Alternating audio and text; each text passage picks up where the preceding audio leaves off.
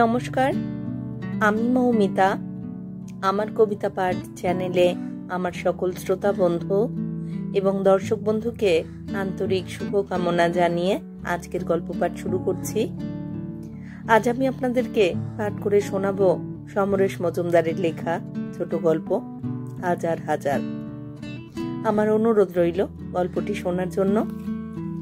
রোজকারই মতো আমার পুরনো কথাগুলি একবার সংক্ষেপে বলে নিচ্ছি। যদি আমার গল্প পাঠ আপনাদের ভালো লাগে, অনুগ্রহ করে এখানে লাইক করবেন এবং গল্পটিকে আপনাদের প্রিয়জনের সাথে শেয়ার করতে ভুলবেন না। আপনারা যারা এখনো আমার কবিতা পাঠ চ্যানেলটি সাবস্ক্রাইব করেননি, তাদের অনুরোধ সাবস্ক্রাইব করে সাথে থাকার। আর আপনারা আপনাদের মূল্যবান মতামত কমেন্ট বক্সে জানিয়ে আমাকে অনুপ্রাণিত এবং সমৃদ্ধ করবেন, এও আমার অনুরোধ। ধন্যবাদ। শুরু করছি আজকের গল্প হাজার হাজার। গত 7 দিনের সব কটা বাংলা এবং ইংরেজি কাগজ খুঁটিয়ে খুঁটিয়ে পড়েছে মুকুন্দ। না, কোথাও সামান্য উল্লেখ নেই। কোনো খবর কিংবা বিজ্ঞাপন চোখে পড়ল না। এই ব্যাপারটা ওকে আরো তাজ্জব করে দিল। গত 7 দিন ভালো করে ঘুমোতে পারেনি সে। বারে বারেই চমকে উঠেছে। সব সময় সন্ত্রস্ত ভাব। যে রাস্তা দিয়ে নিত্য যাওয়া আসা করত, এখন সেটা পাল্টেছে। 7 দিন ধরে সে ভেবেছে কেউ বিজ্ঞাপন দিলেই ব্যাগটা নিঃশব্দে তার কাছে পাঠিয়ে দেবে।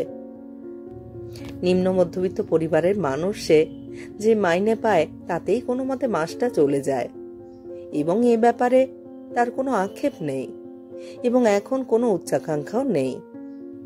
ছেলেটা ঠিক ঠিক পড়াশুনো করুক, বউয়ের শরীর ভালো থাকুক এবং অফিসের শিশিডোল যেন ভেরিগুডের নিচে নেমে না যায়। মোটামুটি এইটুকু তার কামনা। অতএব প্রথম রাতের উত্তেজনা কমে এলেই এক ধরনের ভয় তাকে পেয়ে বসল এবং তারপর থেকে সে কাগজ হাতড়াচ্ছে। ঠিকানা পেলেই নিঃশব্দে ব্যাগটা ফেরত পাঠিয়ে দেবে। ব্যাগটার চেহারা খুবই নিরীহ। বড় জোড়া 1 ফুট লম্বা চামড়ার ব্যাগ, বেশ পুরনো। 7 দিন আগে অফিস থেকে ওভারটাইম সেরে বেরিয়েছিল মুকুন্দ। তখন রাত প্রায় 9টা। ঝিটঝিটিয়ে বৃষ্টি পড়ছে। চিত্তরঞ্জন অ্যাভিনিউতে কোনো বাস চোখে পড়ল না। এই সময় একটা ট্যাক্সি এসে সামনে দাঁড়ালো। ড্রাইভার মুখ বের করে জিজ্ঞাসা করলো, কোথায় যাবেন? মুকুন্দর মুখ থেকে বেরিয়ে এলো, শ্যামবাজার। ড্রাইভার তাকে ইঙ্গিত করলো উঠে বসতে।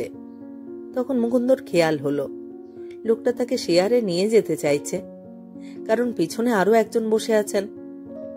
মাসের শেষে 40 পয়সার কাজ 2 টাকায় সারা, অত্যন্ত বিলাসিতা।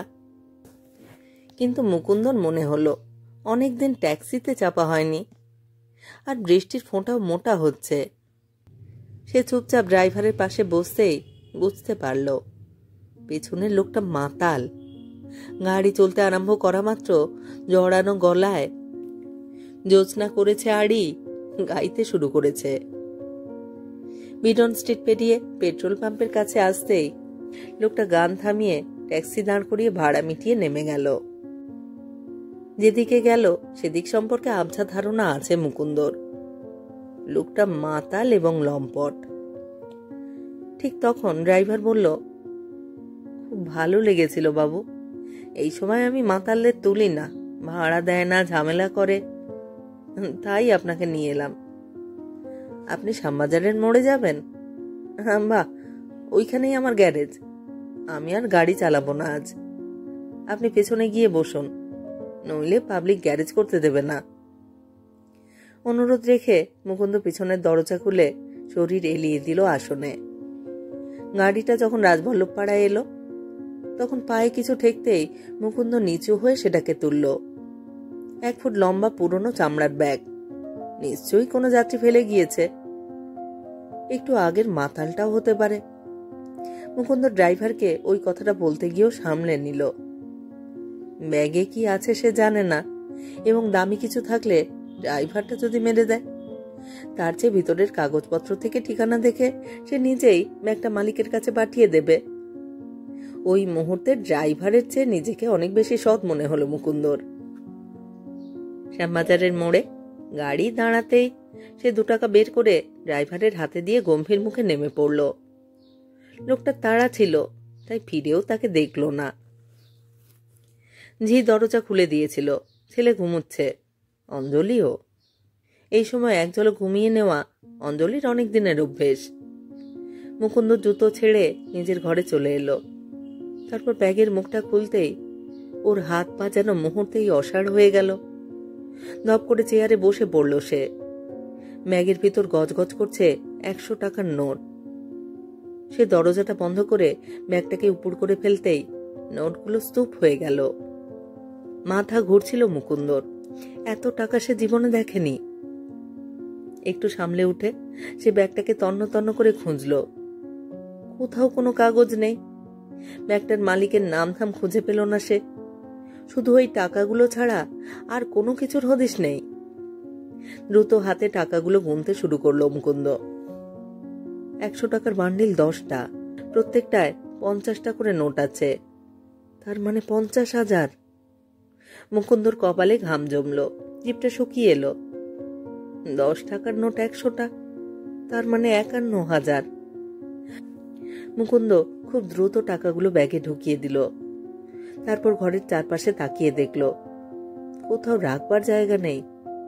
এত টাকা সবার সামনে ফেলে রাখা যাবে না। আবার ওদের একমাত্র স্টিলের আলমারিতে রাখলে অঞ্জলির নজরে পড়বে। মেয়ে ছেলের নজর যদি টাকার উপর পড়ে তাহলে আর দেখতে হবে না। অতএব মুকুন্দ উপরের দিকে তাকালো। সিলিং এর দিকে একটা খাঁজে পুরনো জিনিসপত্র মোটলা করে রাখা আছে। অন্তত গত 2 বছরে কেউ সেখানে হাত দেয়নি। অঞ্জলি বা খোকার হাতের নাগালের মধ্যেও নয়। একটা চেয়ারের উপর উঠে পড়ে মুকুন্দ ব্যাগটাকে এমন ভাবে গুঁজে দিল যাতে কারোর নজরে না পড়ে। ঘুম থেকে উঠেই অঞ্জলি চেঁচিয়ে উঠেছিল, কি হয়েছে তোমার? মুকুন্দ মাথা নেড়েছিল। কিছু না। সে অবাক হচ্ছিল। তার চেহারা কি খুব অন্যরকম দেখাচ্ছে? একটু ভেবে বলেছিল, অম্বল, কিছু খাবো না। তারপর 7 দিন ধরে কাগজ ঘেঁটেছে আর ভেবেছে, যার টাকা তার নিশ্চয়ই মাথা খারাপ হয়ে যাওয়ার মতো অবস্থা। কিন্তু তাহলে বিজ্ঞাপন দিচ্ছে না কেন? হয়তো দিচ্ছে না কারণ সেটাও বোধহয় বাজে খরচ বলে ভাবছে। কেউ কি আর টাকা পেলে ফেরত দেয়? কিন্তু থানায় ডায়েরি নিশ্চয়ই করবে। পুলিশ যদি কোনো রকমের ট্যাক্সিটাকে বের করতে পারে তাহলে ড্রাইভারের কাছ থেকে তার হদিশ পেয়ে যাবে। চেহারার বর্ণনা পেয়ে গেলেই তো হলো। কারণ কলকাতা শহরের খুব কম লোকের কপালে সেলাইয়ের দাগ আছে। সেই ছেলেবেলায় পড়ে গিয়ে কপাল কেটেছিল, তা যেন আজও শুকলো না। অবশ্য পুলিশ যদি তার বাড়িতে আসে তাহলে সে বলবে, এই দেখুন মশাই, কাকে ফেরত দেব বুঝতে পারিনি, তাই যেমনকার টাকা তেমনই রেখে দিয়েছি। এইরকম ভেবে টেপে একটু স্বস্তি এলো মুকুন্দর। দিন 10 মাথায় অঞ্জলি বলল, এই একটা ইঁদুর মারার বিষ এনো তো। বিষ? কেন? মুকুন্দ কাগজ পড়া শেষ করে তাকালো। বড্ড ইঁদুর হয়েছে। সঙ্গে সঙ্গে ধক করে উঠল মুকুন্দর হৃৎপিণ্ড। ব্যাগটাকে ব্যাটারা কাটছে না তো? একবার যদি সন্ধান পায় তাহলে। না। মুকুন্দ মুখ তুলে তাকালো। অত উপরে ইঁদুর উঠতে পারবে না। খাড়া দেওয়াল বেয়ে টিকটিকি উঠতে পারে, কিন্তু ইঁদুর উঠবে কি করে? তবু মনের ভিতরে কথাটা খচখচ করতেই লাগলো। সেদিনই প্রচুর বিষ এনে বাড়ির সব ইঁদুর, মায়ের আরশোলা পর্যন্ত মেরে ফেলল সে। এইভাবে 1 মাস কেটে গেল। আজকাল মুকুন্দর খুব মাথা ঘোরে, শরীর ঝিমঝিম করে। অঞ্জলি তাকে জোর করে ধরে নিয়ে গেল ডাক্তারের কাছে। বাজেটের বাইরে 20 টাকা ব্যয় হলো। মুকুন্দর প্রেশার ঠিক নেই, বেশ সতর্ক থাকতে হবে এবং কোনো রকম দুশ্চিন্তা করা চলবে না। রাত্রে অঞ্জলি তাকে জিজ্ঞাসা করল, তোমার কিসের দুশ্চিন্তা? দিনরাত কি এত ভাবো? ভাবি? কই, ভাবি না তো। তাই দেখি অন্যমনস্ক থাকো। রাত্রি ঘুমের ঘোরে কথা বলো। ঘুমের ঘোরে কথা বলি? আঁতকে উঠল মুকুন্দ। কি বলি? তা আমি বলবো কেন? তোমার যদি হঠাৎ কিছু হয় তাহলে আমি খোকাকে নিয়ে দাঁড়াবো কোথায় ভেবেছ? মুকুন্দ হাসল। না, সে কোনো গোপন কথা বলেনি। মুখে বলল, ভেবেছি আমার যদি কিছু হয় তোমরা পথে দাঁড়াবে না। একটা পয়সা মাসে জমাতে পারছো না, অথচ। আমি মিথ্যে বলছি না। আমি যদি মরে যাই। মুকুন্দকে থামিয়ে দিল অঞ্জলি। থাক থাক, ও কথা মুখে এনো না। তারপর 3 মাস কেটে গেছে। মুকুন্দকে এখন মাসে 50 টাকার ওষুধ খেতে হয়। তাই মাইনের টাকায় কুলোচ্ছে না বলে প্রতি মাসেই সহকর্মীদের কাছ থেকে ধার করতে হচ্ছে। এর মধ্যে অঞ্জলিটা একদিন বাড়িতে ছিল না। মুকুন্দ সেই খাঁজের ভিতর থেকে ব্যাগটা বের করে দেখেছিল। টাকাগুলো ঠিকই রয়েছে, কিন্তু এদিন মুকুন্দর টাকাগুলোর দিকে তাকিয়ে খুব আনন্দ হলো। 3 মাস এরা এখানে পড়ে আছে, কোনো দাবি তার নেই। 51,000 টাকায় কত কি করা যায়। দমদমে একটা জমি আছে, 15,000 কাঠা। 2 কাঠা কিনে নিয়ে ফেলে রাখলে 3-4 বছর পরে 3 গুণ দাম পাওয়া যাবে। অবশ্য জমি খুব জবরদখল হয়ে যায়। পোস্ট অফিসে রাখলে 6 বছরেই 1 লাখ ছাড়িয়ে যাবে। আজকাল কত রকমের টাকা বাড়াবার ব্যবস্থা হয়েছে। এগুলোকে এখানে জমিয়ে না রেখে সেইভাবে বাড়ালেই তো হয়। টাকা কার? যার কাছে থাকে তার। 3 মাস যখন কেটেছে তখন এগুলো নিজের টাকা বলে ভাবতে কোনো দোষ নেই। অফিসের অরুণবাবু খুব চৌখস লোক, একই মাইনে, অথচ চমৎকার আছেন ভদ্রলোক। জামা কাপড় এবং সিগারেটের ব্র্যান্ডে সেটা বোঝা যায়। পিতৃদত্ত কিছু সম্পদ নানান প্রক্রিয়ায় বাড়িয়ে চলে অবস্থার উন্নতি করেছেন তিনি। মুকুন্দ সেদিনই কথা প্রসঙ্গে বলল, অরুণদা, একটা বুদ্ধি দিন তো। কি বুদ্ধি? আরে আমার এক মামা হঠাৎ মারা গেছেন, সেই সূত্রে 30,000 মতো আমি পাচ্ছি। কি করা যায় ওই টাকায়? ইচ্ছে করে অঙ্কটা কমালো মুকুন্দ। বাহ, চমৎকার। শেয়ার কেন? বড় কোম্পানির ডিভেঞ্চার। যদি লেগে যায় তো কেল্লাফতে, নইলে ডিভিডেন্ড পাবে। কিন্তু যদি কোম্পানি ফেল করে? ধুর, এখন সব সলিড কোম্পানি। দাম পড়তে পারে, তবে আবার উঠবেও। একটু ধৈর্য রাখতে হবে। পোস্ট অফিসে কিংবা ব্যাংকে রাখলে হয় না? অরুণদা হাসলো। যাদের কাছে পাবলিক টাকা রাখে তারা সেগুলো নিয়ে কি করে? খাটায়। ইয়েস, আমার টাকায় মোটা মুনাফা করে আমাকে সামান্য দেয়। তা ওদের সেটা না করতে দিয়ে নিজেই করলে পুরোটাই তো নিজের ঘরে আসে, তাই না? তাহলে কি উপায় আছে আর? একটু রিস্ক নেবে সামান্য। তেমন হলে তাহলে রেস করছে চলো। যে ঘোড়াটা ফেভারিট, জিতবেই মনে হচ্ছে, সেই ঘোড়াকে প্লেসে খেলো। থার্ড হলেও তুমি পয়সা পাবে। ধরো 10 টাকা খেললে মাত্র 15 টাকা পেলে। 10,000 খেললে 15,000। তা থেকে ট্যাক্স বাদ দিলেও 13,000-এর মতো। 5 মিনিটে 30% ইনকাম কোনো বিজনেসে দেবে? অরুণদা হাসলো। কিন্তু যদি হেরে যায়? শিউরে উঠল মুকুন্দ। আরে হারলেও তো পাচ্ছ। তুমি তো উইন খেলছো না, থার্ডের মধ্যে থাকলেই পেয়ে যাচ্ছ। রেসুলেরা অত অল্পে সন্তুষ্ট হয় না বলে খেলে না। এছাড়া তুমি ধার দিতে পারো, মাসে 3% ইন্টারেস্ট। একটু লেগে থাকতে হবে, হিসেব রাখতে হবে। কিন্তু তাই করে কত বড় লোক হয়ে গেল। অরুণদার কাছ থেকে চলে এলো মুকুন্দ। মাথা নাড়ল। না, প্রত্যেকটাতেই চোট খাওয়ার সম্ভাবনা আছে, সেই রিস্কেও নেই। আবার ব্যাংকে টাকা রাখা খুব সুবিধের নয়, কারণ ইনকাম ট্যাক্স জানতে চাইতে পারে কোত্থেকে সে টাকা পেল। মাথায় কিছু ঢুকছিল না মুকুন্দর। নিজে চেয়ারে বসে জানলা দিয়ে বাইরের দিকে তাকালো মুকুন্দ। সারা কলকাতা এখন অ্যান্টেনায় ছেয়ে গিয়েছে, অথচ তার নিজের টিভি নেই। প্রথম প্রথম অঞ্জলি বলতো, এখন বলে না। একটা ভালো সোফা নেই যাতে লোকজন এলে বসতে পারে। তাছাড়া ফ্রিজ দরকার খুব, কখনো যদি বাড়তি রোজগার হয় তাহলে ওসব কিনবে ভেবেছিল। তার হলো কই? এইসব প্রয়োজন এখন মিটিয়ে ফেললে কি হয়? ঝটপট সিদ্ধান্ত নিয়ে ফেলল মুকুন্দ। কোনো ঝুঁকির মধ্যে না গিয়ে নিজের স্ত্রী সন্তানকে সুখী করার মধ্যে অনেক বেশি আরাম, শান্তি। অফিস থেকে বেরিয়ে 4টে দোকান ঘুরল সে। টিভি যদি কিনতেই হয় রঙিন কেনাই ভালো। একদিন তো সবই রঙিন হয়ে যাবে। 10-11 হাজার কি এমন বেশি? ভালো দামি টিভি দেখে এলো মুকুন্দ। এ সবই একদিনে বাড়িতে নিয়ে গিয়ে অঞ্জলিকে চমকে দিতে হবে। নিউ মার্কেটের সামনে আসতে সে চিৎকারটা শুনতে পেল, ট্যাক্সি! একটু জড়ানো গলা, কিন্তু বেশ স্মার্ট। হাতে একটা প্যাকেট। ট্যাক্সিটা দাঁড়ালো না। মুকুন্দর চোখ ছোট হয়ে এলো। ট্যাক্সিটা আধা অন্ধকারে দেখা, তবু মনে হচ্ছে।